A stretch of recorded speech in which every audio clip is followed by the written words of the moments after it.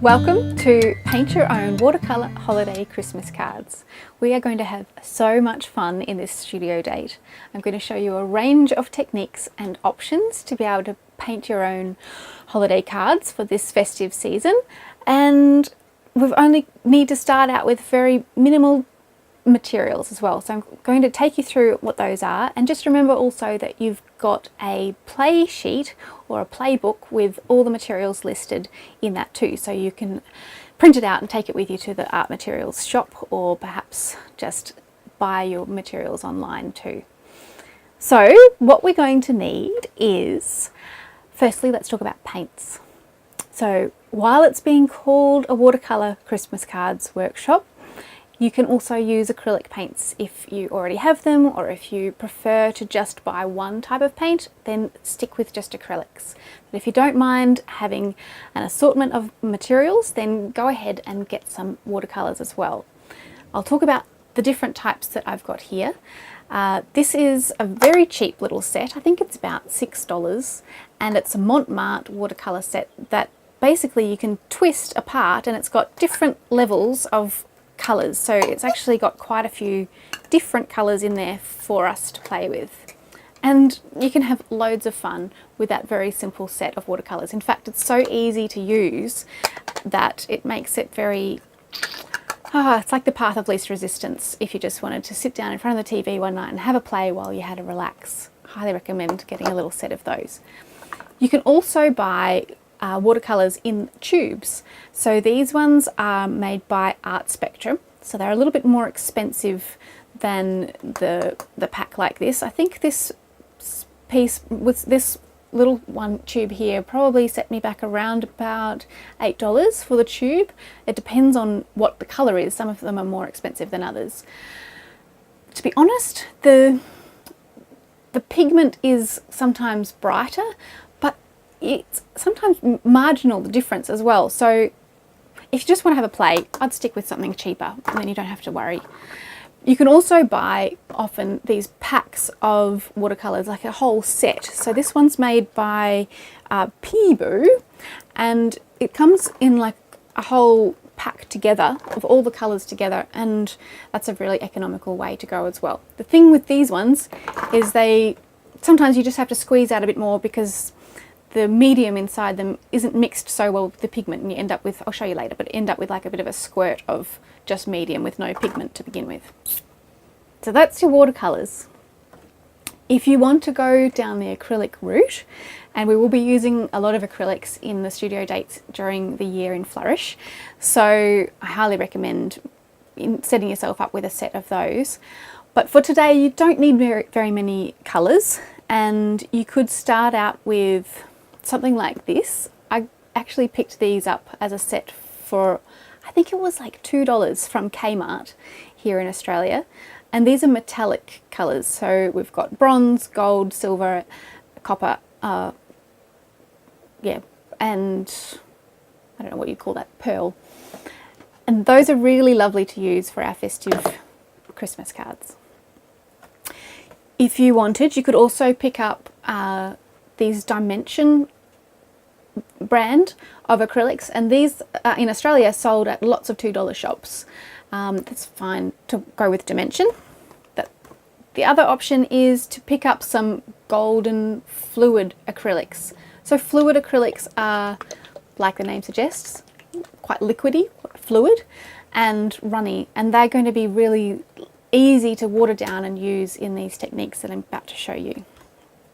The Dimension ones, and also this golden acrylic in a tube, is a more of a buttery consistency rather than being like milk. It's more like butter, I suppose, and they're all going to work just fine. We can water them all down with some water, and you'll get lovely washes and flow effects with those.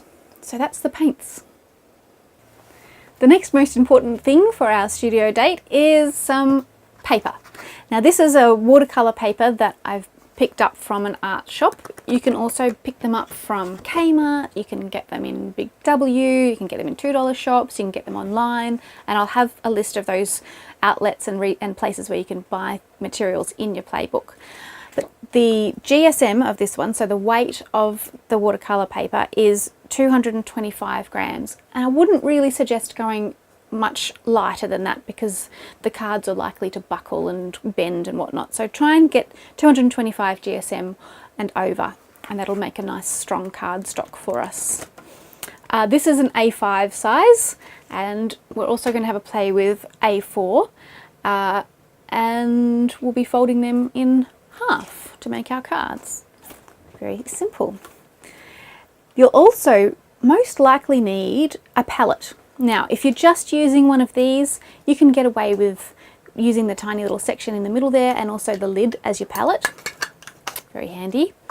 But if you wanted to play with any of the other paints and water them down, you've got options. You might like to just use a little ice cube tray, such as this one. You could pick yourself up one of these disposable palettes, and these you can pick up usually from art supplies stores. I really like using these particularly for oil paints because it's very easy to clean up. You just tear off a page and throw it in the bin. For watercolours it's fine as well, but it's not necessary because they're easier to wash up. Or you might like to pick up a watercolour palette such as this one, and it's got little wells where we can mix the different colours in here. You can see I haven't bothered washing it from the last play, so because I'll actually be able to re-wet these bits of colour and reactivate the paint. When it's watercolour paint, you can do that. So those are your palettes. Also going to need, most likely, you can get away with not using it, but if you can get some simple masking tape, that'll help to keep your paper flat while you're painting on it and also when it dries. And to clean your brushes, you'll want some paper towel or maybe a rag, an old rag. And then you'll also want some brushes. I've got an assortment of different sizes here. If you can get something that's nice and small and something a little bit medium sized, because we're working fairly small, you don't need any really big brushes. I've got this one here just for fun, but I don't think I'll probably use it. Yeah, you don't have to be too particular about the shape brushes at this stage, because really what we're going to be doing is having a play. Then finally, I recommend having 2 containers of fresh water. One we're going to be using for washing our brushes, and one we're going to be using to help dilute down the watercolour paint. So we'll keep the one that we're using to dilute nice and clean, and that way it won't muddy our colours. And if you want to play with some of the 2 of the techniques that I'm going to show you, they'll require 2 additional tools, and that's masking fluid, which I think they might call it rubber cement over in the States. I'll double check that and I'll have it in the studio, in the playbook.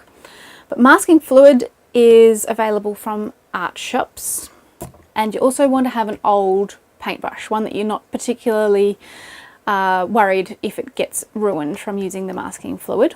So just get a cheap hog hair one, or something that you're not attached to. And we're also going to have a play with doing some little drawings, and this is a Uniball waterproof pen, and it's really beautiful for making little drawings and then painting in it, and the ink doesn't bleed. So even if you can't find this particular brand where you are, then Google, waterproof black fine tip pen and use that, because you need it to be waterproof. And these are totally optional, by the way, but if you want to have a play of drawing over the top of your paintings, Posca pens are really great fun for doing that. They adhere to the paint and you can draw on top of it without it smudging and without it ruining the tip of the pen as well, provided that the paint's completely dry. So Posca pens, yeah, great fun. I think that's everything. Now we get to have the fun of diving in. So for this first card, I'm actually going to be using the smaller cardstock, but it doesn't matter, you can use the larger one if you prefer. and it's just a matter of simply pulling it out, and then make sure that you fold the top surface side as the outside, because that's the side that is designed to be painted on. Line up your corners and then smooth them out from the middle outwards. And you can run your thumbnail along them to give it a bit more of a nice crease if you like. If you've got thumbnails, you're not like my husband who chews his nails and doesn't have such things. So then what we want to do is, I'm actually doing something very simple here and using the back side, so the back cardboard of a pad, and that's going to be the support that I stick my card down onto. You can totally just do it straight onto a table, but if you want to protect your table, it's a simple way to do it. You can always have these available because you've already got a watercolour pad. And then we're going to take the masking tape and try and get it so that it pulls off and doesn't break on us. Great. Now a little trick with this is just dab it on your clothes and it takes some of the stickiness off it so that when you pull it back up it doesn't rip your paper. And then line up the line of it so that it's taking up around about 5 mil, so just a little bit around the edge. It doesn't really matter, I suppose, how wide it is. I tend to like that width, and the main thing is to try and keep it kind of even around each border.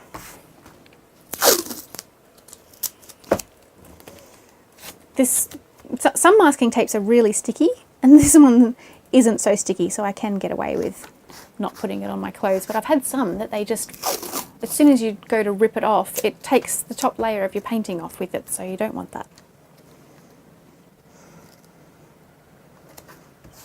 Cool. So you've got a great surface now to work on.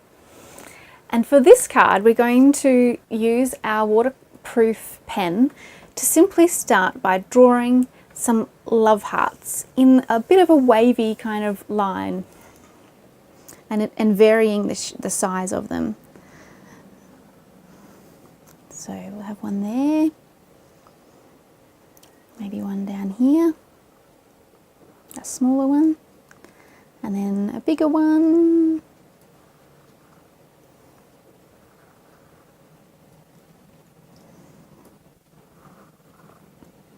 Just go with what feels good for you to choose in the sizings.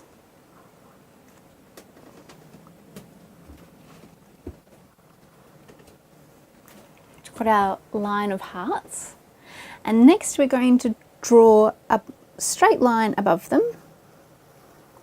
Doesn't matter if it's a little bit wavy, hand drawn is good. And then we're going to give them some, it looks like ribbon holding the hearts onto this line. So you can start by doing a little bow off the line and then draw a bit of a line curving down and curving down the other way, so it looks like the ribbon is looped up over the line and holding onto the heart. So we'll do that again. And this one I'm going to keep very simple. I'm just going to do a single line down. They don't have to all have loops. Another bow for this heart and a curving line down to it. This one's got a loop. And continue doing your little bows, drawing it into the center of the heart. And this one will do a single line, little bow, and the last one, do another little loop. There we are, got our hearts. Now the key is to let that ink completely dry. It doesn't take very long in our weather. It's pretty warm here today, so I'll just give it a few minutes and then we'll come back in with the watercolour and fill them in.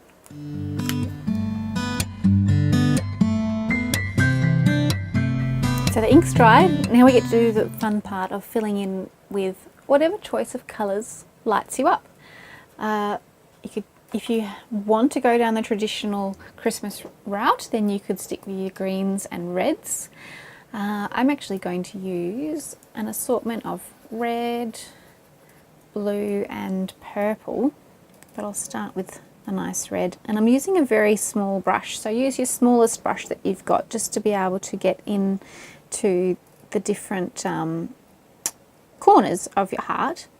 And you'll notice that I'm actually moving my hand to help me line up the brush and get into the different parts of the heart easily. If I just tried to go all from this one angle, it would go outside the lines, which is fine too, but I wouldn't feel like I had as much control over it. So moving your hand helps. In between colours, we'll give it a wash in our washing of the paint water container, and then dab it on the what's this called? Paper towel. And then we can pick up some nice clean water from the clean water container, and we'll drop a little bit of that onto our, if you're using these hard cakes of watercolour, then you need to activate it with the water, and that's just a matter of dropping some droplets on from your brush and rubbing it around. You can then touch it in the centre so that you've got a little more control over how much paint you've got loaded onto your brush. And then come in, again, I've moved my hand up here so that I have got the brush lining up with the edge of my heart, and just very delicately doing some colouring in. It's fun if this particular style is fun if you're in a very particular mood, like, you know, a bit pedantic mood. If you're feeling like you want to have lots of expression, then you'll like the next style that I'm going to be showing you too. Sometimes I find that with painting, it varies, the kind of style that I want to do varies with my mood, and also sometimes the season that I'm in my menstrual cycle. So right now I'm in my PMS season, or my autumn season, which we'll dive into later in the program, which means that I'm very happy to have everything in its place and lined up and where it should be. So it's quite fun for me right now to be colouring in like this. Now I'm going to break out of Christmas tradition and use a little bit of purple. I know some people like purple for their Christmas decorations. I think purple and red is lovely together. And you can do these little, I'm kind of doing little circular motions to help push the paint up to the edge in small increments. But you can also do more controlled brush strokes too.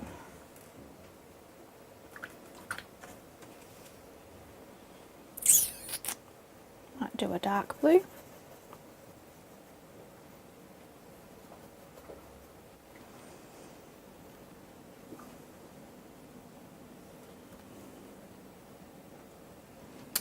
And finish it off with maybe even a little bit of the orange. I'll just dab it in the centre there, so I've got control over the amount of paint I've got on my brush. Oh yeah, I quite like that. Very nice. And you can leave bits of white if you like too, that's a nice look. It's all good. So there we go, we've painted our little hearts, and then we can come back in and write a holiday greeting. So you might want to say something like, in this case I'm going to say, Happy Holidays, with an exclamation mark with a love heart at the bottom, just for fun. And it can also be nice to have a little frame, so a little border in the corners of these to kind of contain them. And you can do any kind of pattern that you like. You could do a row of little circles, you could do some other tiny little love hearts, or you could do a bit more of a curly style, so have like a circle in the middle of each corner,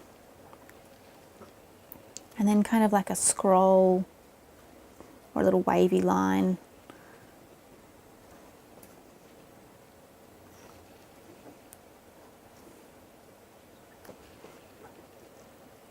To give you that little bit of a border. Very simple and very fun. That's our first holiday card done. How cool is that?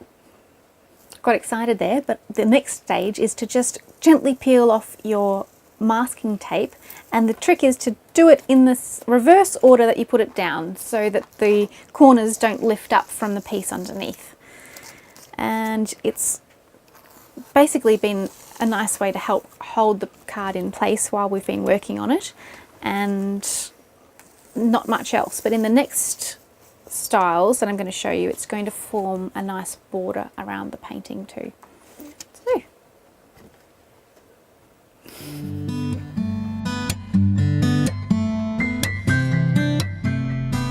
for this next style, we're going to have a play with masking fluid.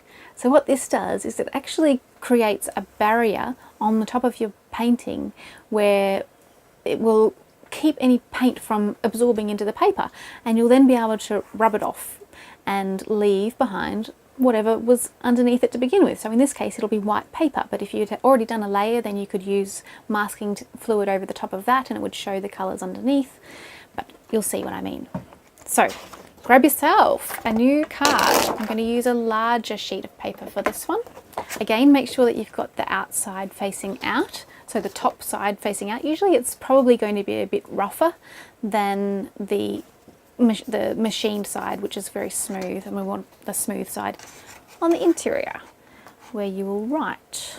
So again, lining up your corners and starting from the center and pushing out, and then using those remarkable tools of thumbnails, give it a bit of a squeeze along the edge. My husband's always asking me to do things that he can't do because he's a little bit handicapped that way with his thumbnails, and she does. He's nodding. Okay, so again, we're going to grab our masking tape and put it down each edge. Give it a little tap on your clothing. And you can choose the width of the border that you'd like for this. I'm going to go with, it's about 7 mil, I suppose. Which I don't know what that would be in inches for our friends overseas, but maybe, what, about 1/4 inch? Yeah.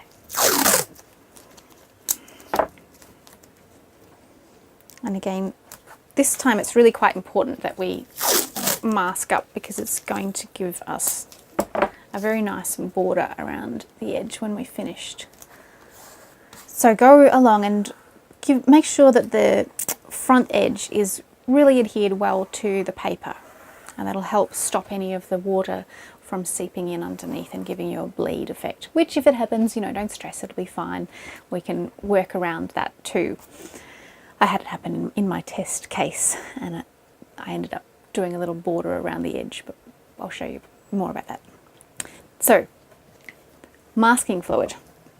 They usually come with a childproof lid, so give it all you've got and take the lid off if you can.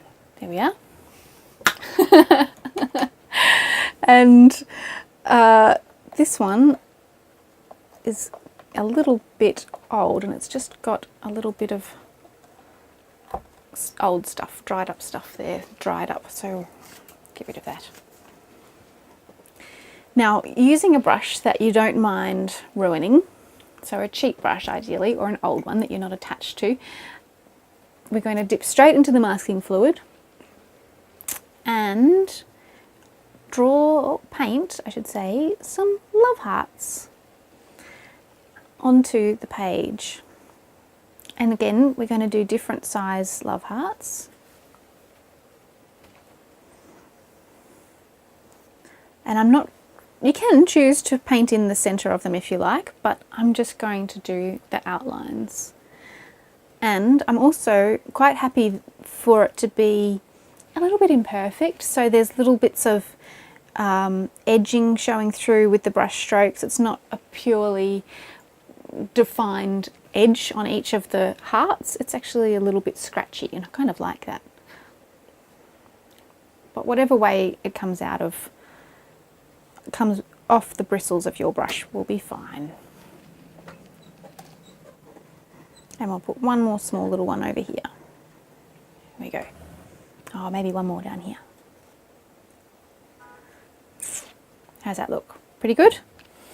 The next step is to completely allow that to dry, and if you want to save your brush, immediately put it into your washing liquid and it will help. This one's cactused because I'd already used it and I didn't wash it quite fast enough the other day, but it's alright.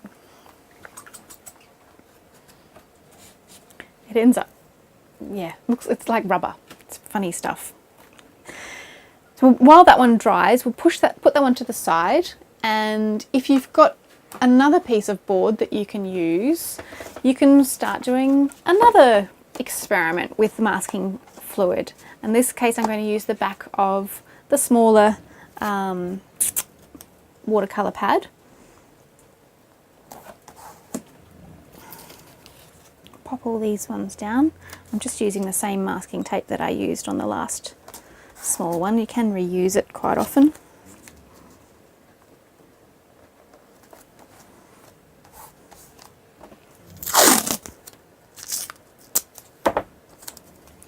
And for this one, I'm going to have a go at doing a Christmas tree shape, but I'm going to do it sort of like a scratchy Christmas tree shape. Instead of it just being a triangle, I'm going to start at the top and with my brush on an angle, gradually get the lines to go wider as I go down. Oh, that's actually working quite nicely. And then at the bottom, just do a tiny little stem like that.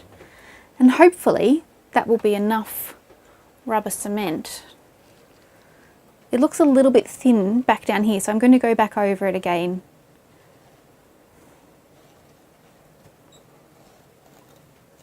It's already starting to tack off and dry. It's funny stuff, this rubber cement. Okay, cool. Oh, I'm quite happy with that shape. And again, quickly put it in the water and put the lid on too. And we'll let that one sit over there to dry. While the rubber cement is drying, the masking fluid's drying, I'm going to keep going and do a little series of 3 cards. And in this case, I'm quite happy for them to be stuck directly onto my table because I'm going to be very delicate, and I know that I won't get it on the table. But if you're worried, then by all means get a large piece of cardboard that you can mask these down onto.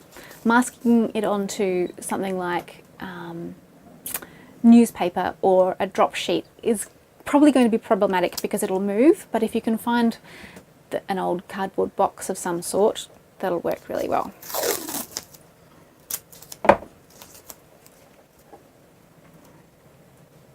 Or you might have lots of small pieces of card stock that you could try too. So this is our first play with doing a series all at one time. And I've had students in the past say, oh my God, it kind of freaked me out to think about working on multiples at one time.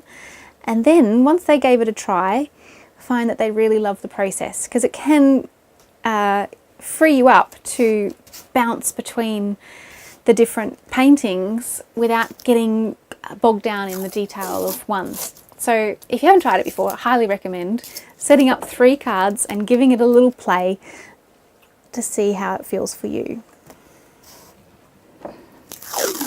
Plus, if you've got lots of Christmas cards to make or holiday cards to make, then, oh geez, you're going to get them done so fast. Now, for this series that I'm going to show you, it's a really fun one to use or to jump straight into if you don't have the masking fluid, or you don't want to go and buy it, or if you don't have a waterproof pen. You don't need any of those extra implements. This is just watercolour or acrylic paint and the cardstock. So it'll be really simple to dive into. What I'm going to do for this one is I'm actually going to change out my water because it's got the rubber cement in it. So we'll tip it out. The benefit of living on a boat is you can reach the kitchen from the lounge room. If you were a long way away from a faucet or a tap, what you could do is have a bucket at your feet so that you can tip your dirty water into the bucket, and then have a nice big jug of clean water, and that way you can stay in situ and not have to get up and move around. Just bumped the microphone there, sorry. Okay, so that's my very sad looking brush now after the rubber cement. You can see what I mean. You don't want to be using your favourite brush. That's all right.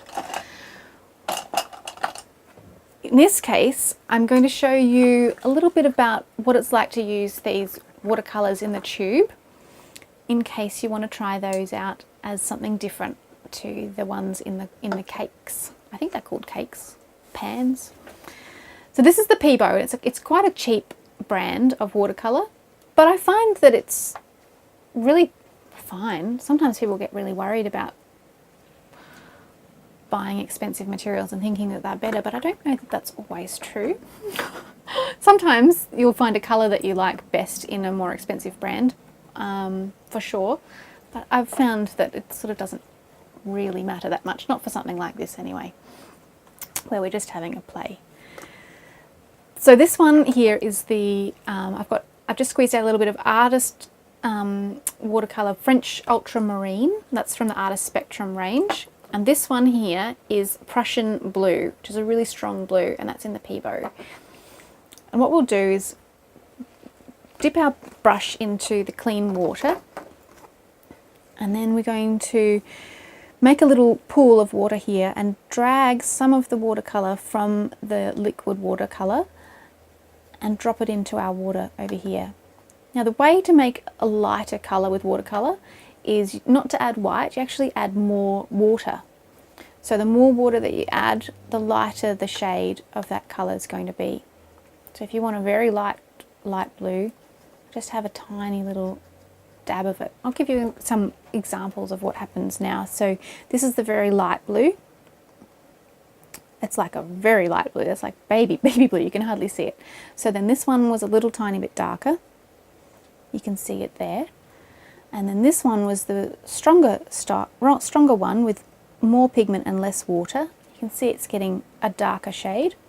And if I want to do darker again, I can pull a little bit of the pigment and drag it into our dark shade here. And look at that, you get a much stronger colour. So that's the way that you can control the shades of your colours with watercolour. It's different to acrylic in that, as I said, you don't mix white. If you were using gouache, you can mix white, but not watercolour. You use the white of the paper and very little pigment. Now these series that I'm doing, I'm basically experimenting and enjoying the feel of the brush on the paper, and I'm going to fill each card with a pattern of lines. And I'm following my intuition as I choose where to put the lines, and you can do the same. Just be bold and say, I'm going to put a line here, and then I'm going to put another line here. And by using a variety of shades and a variety of widths of our brushes, so we'll swap brushes in a minute, we're going to end up with a really interesting little intricate design that will unfold naturally by following the process. Now, let's try this other ultramarine blue to see what that comes out like. So I've got a little bit of water on my brush there, and I'll get a bit more. And then a bit more again to make a very light version. You can see how it's a slightly different quality of blue. It's sort of a little bit, to me it looks like it's got more of a red base to it than the Othello. But that's the light version. Might do a nice thick line with that. And here's I think this one was the more, the medium sort of version. And then we'll make a dark version too. I want it to be like knock your socks off dark, so we'll put quite a bit of colour in there and see what that comes out like. Ooh, look at that.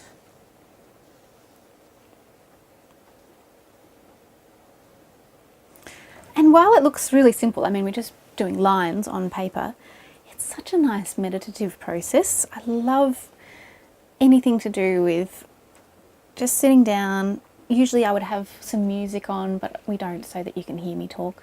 But play some music, you know, make yourself a cup of tea and enjoy the process and let yourself really be here while you're making the marks.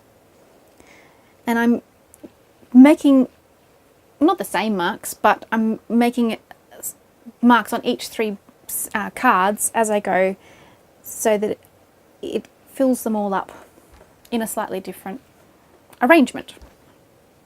Now, normally I would suggest washing that in our washing brush container. Here we are. So that then we've got the nice clean water for mixing the colours with.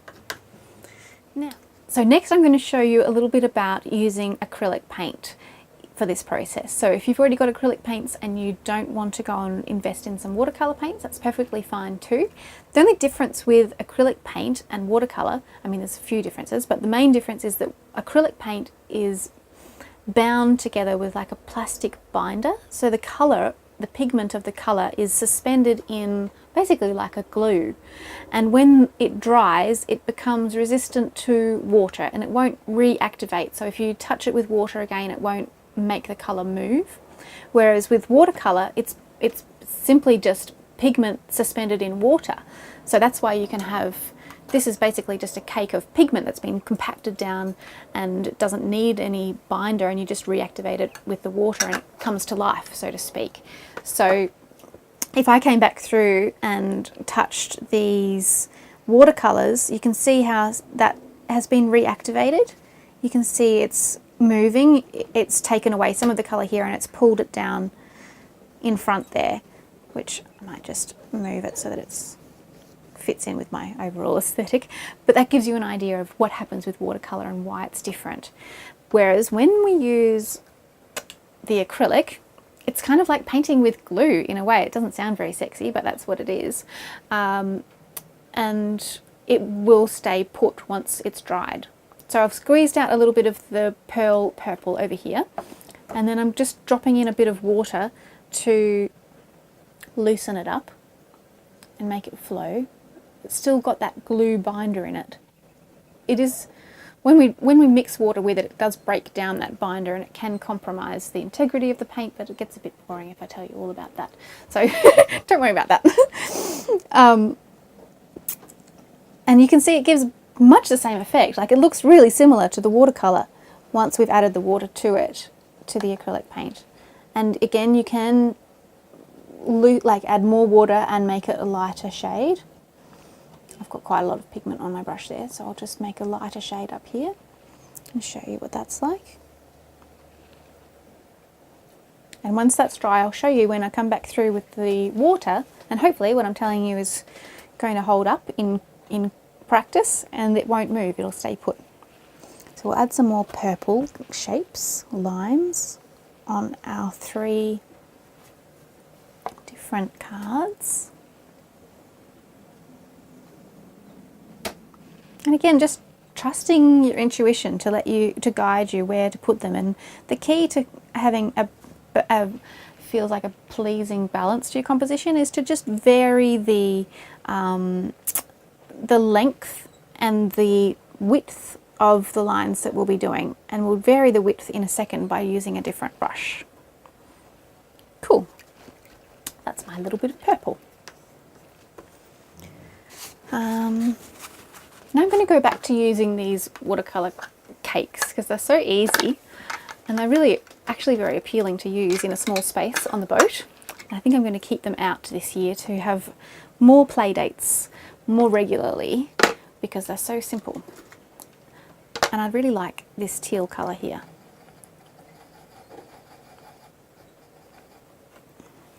And you can start to go over the top of some of your other lines that you've already laid down. And the watercolours are so translucent that you get this lovely crossover where they overlap and you get another colour coming through that with that translucency.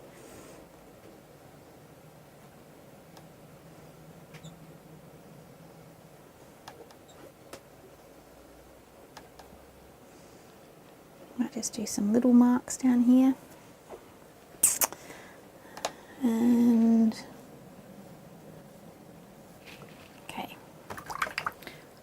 change brushes and do a series of smaller marks and use a darker blue.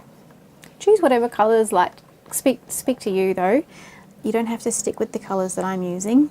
You might again like to use more traditional festive season colours. And you can also completely go against tradition and start using pinks and oranges, whatever it is that makes you happy. And the people who you give the cards to will just have to accept that it's what you like. So,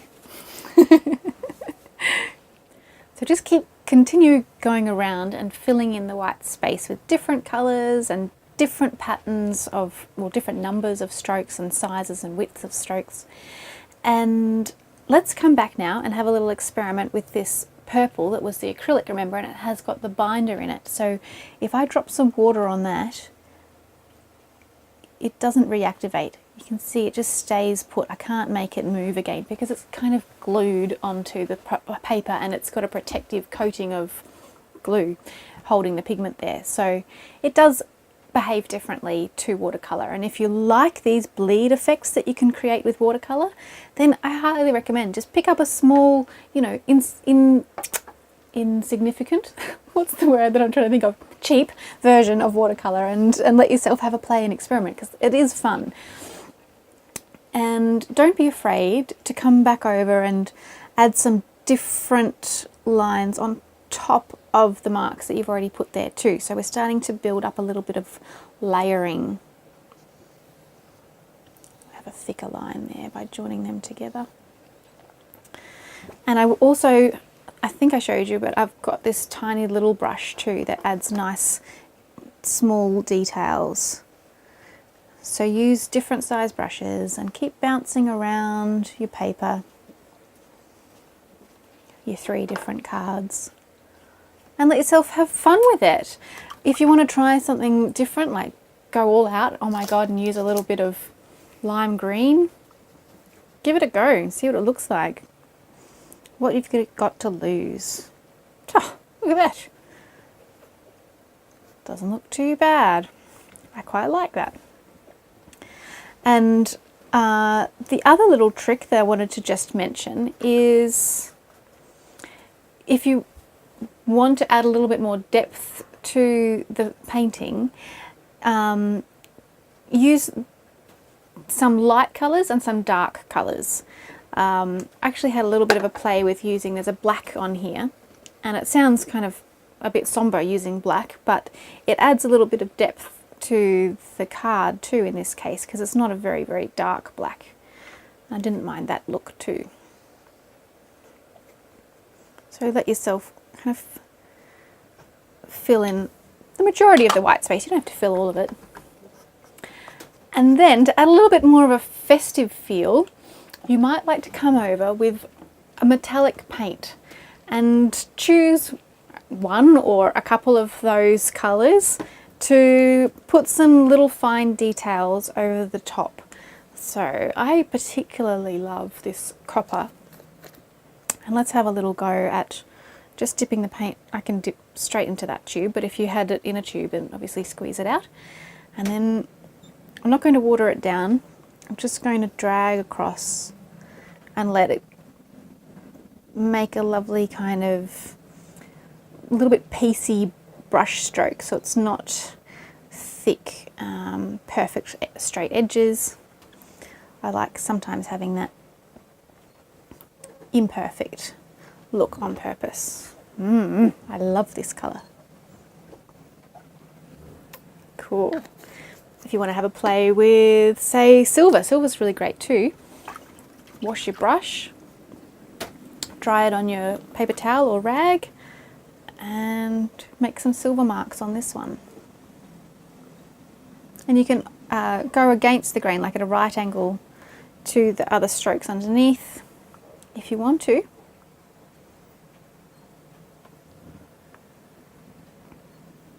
And it's up to you how far you want to go with it. So you could just keep layering if you want to and having more and more of the white space filled, or you could leave some of the white space exposed.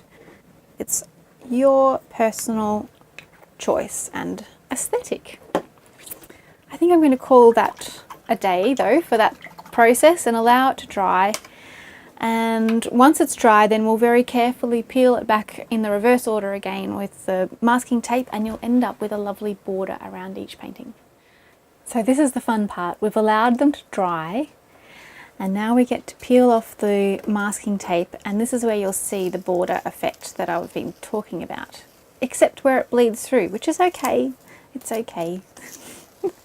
But usually if we've pressed it down firmly along the edge, it will give us a nice sharp border and keep any of the watercolour from getting on there.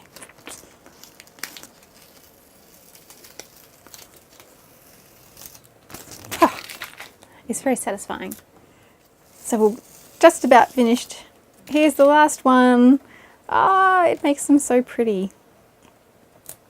And then, if you want to, you can come back over the top of them with a Posca pen or with your waterproof pen.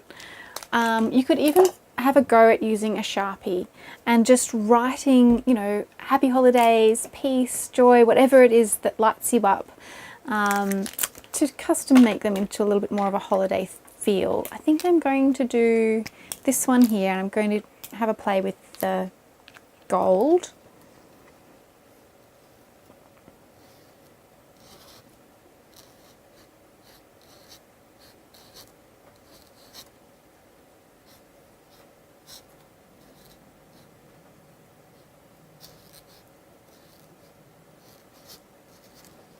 There we go. Oh, that was very fun. Very, very fun to do. I recommend it. So have a play with the colours that call to you and that you are attracted to, and do a few layers, and that'll give you the interest and the depth, and vary your brushes in the width of them, and see what you can create.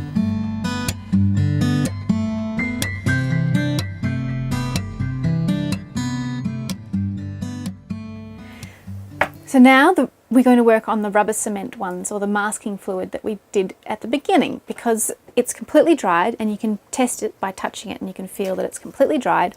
So we can now go over the top of it with paint, and you can choose to use acrylics or you can use the watercolours. I'm going to use metallic paints, so our gold, silver and bronze, but you could also choose to use either blues and greens or reds and oranges, or you could get away also with blues and purples. I wouldn't go mixing red and green, even though it's very Christmassy, because when they blend together, it'll turn to brown.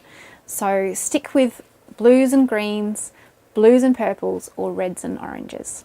Or do what I'm going to do and use some metallic paints. So we're going to have a little bit of a play here. I'm going to start with the bronze in the top corner. It doesn't matter which colour you start with. And I've added a little bit of water just to thin down the paint a little bit, so that it's easier to pull off the masking fluid later. If you've got very thick acrylic paint on top of masking fluid, it can be a bit tricky to pull back up. I'm going to then leave a little bit of space to come back in with the other two colours and do another line with the bronze. And since I love the bronze so much, I'm going to do a last little bit of it in the corner as well. Okay. Wash the brush. And next we'll come in with some gold. Okay. Dip a little bit of water in there to thin it down.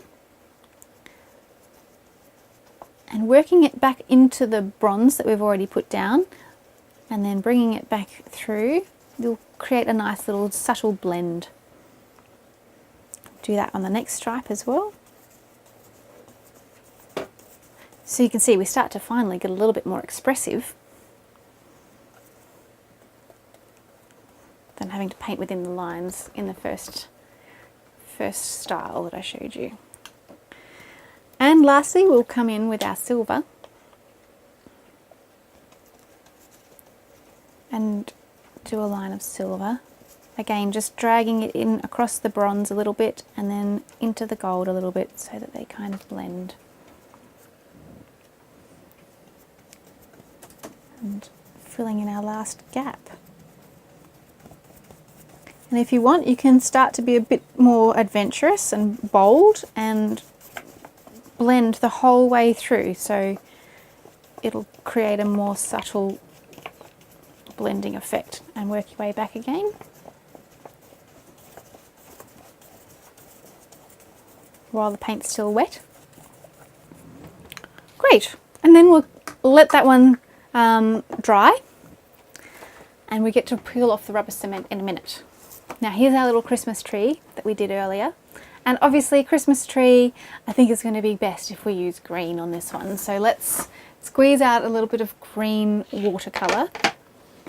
In fact, I might use a little bit of acrylic green, just because I know that I love this colour. This is a sap green hue. And you'll also get to see what the fluid acrylic is like. So this one is a lot thinner. I'll spin this around so you can see. It's like a runny cream, I suppose. And use a little, that's the widest brush that I've got at the moment. So we'll use that one. And drop in a bit of water to thin it down. And then we're going to make sure that we've really pressed down those edges so that you get a nice sharp edge when you pull up your masking tape. And we'll come through and do a wash of green.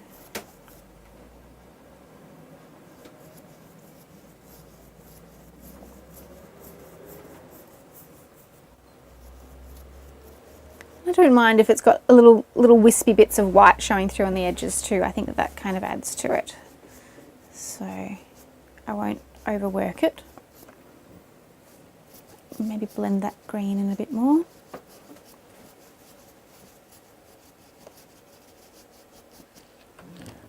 And we'll let that one dry. And again, because it's very hot today, it's not going to take very long. Let me have a little look at this, how it's going. Yeah, that one's ready to do. So what we come back and do now is just using your finger, you can push down quite hard and it pulls up the masking fluid, and you can then peel it off like this. Look at that. And if we had have done another layer and then put the masking fluid on top, we would be seeing the other layer underneath, but in this case we're seeing the white paper.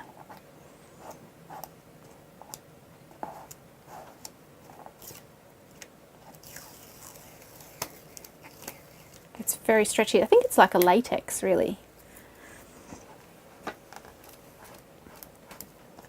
And once we take off all of these, we end up with our little array of hearts.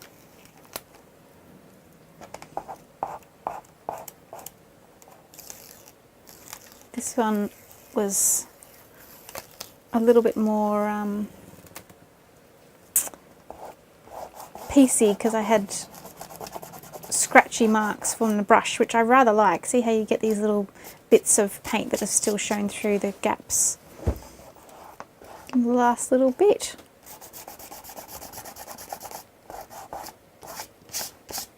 Huh, how cool is that? So much fun. And again, we get to peel off our masking tape and it'll give us a nice clean border. And that's a larger Christmas card or a larger holiday card complete. Look at that. Now our Christmas tree is dry as well, so we'll do the big reveal. Sometimes it takes a bit of rubbing.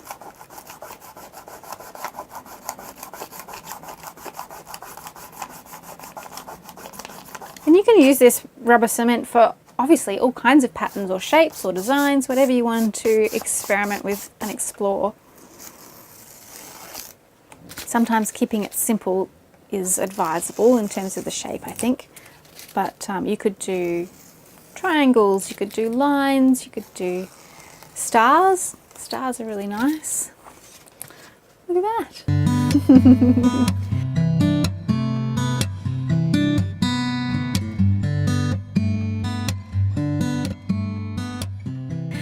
Now, I want to have a little talk with you about rejects.